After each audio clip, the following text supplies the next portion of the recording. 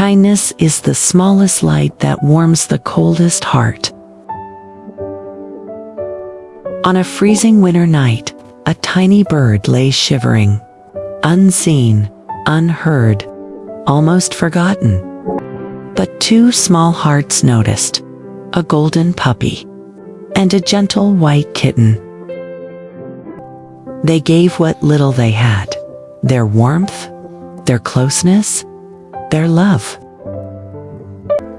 And when morning came, the bird rose again, because kindness, no matter how small, always brings life back to the world.